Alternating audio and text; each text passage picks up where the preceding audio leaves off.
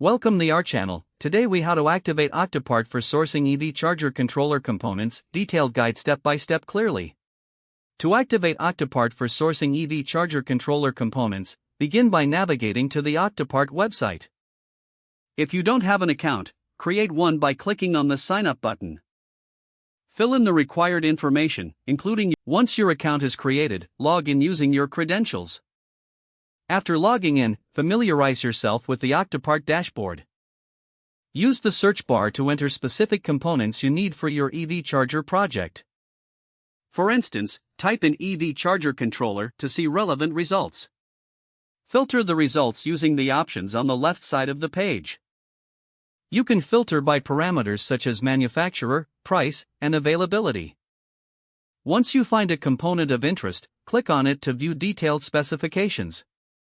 Check the part specifications to ensure it meets your requirements. Next, look for the Find Suppliers section on the component page. Here, you will see a list of suppliers who have the component in stock.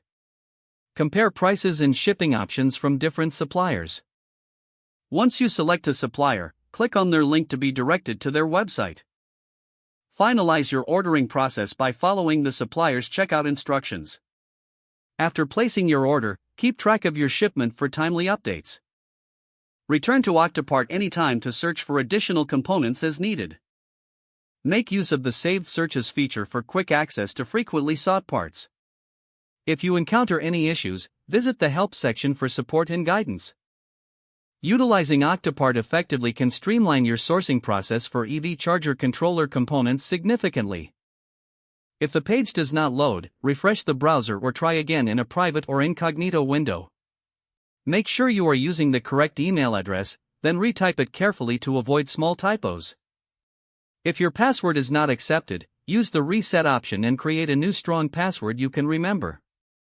Check your spam folder for verification or security emails, then complete any requested confirmation steps. Enable two-factor authentication if available to improve account security and reduce unauthorized access risk. After signing in, review your profile details so your contact information and settings are accurate and current. If you see an error message, note it down and try again after restarting your device and internet connection. Don't forget to like this video and subscribe to our channel for more step-by-step tech guides.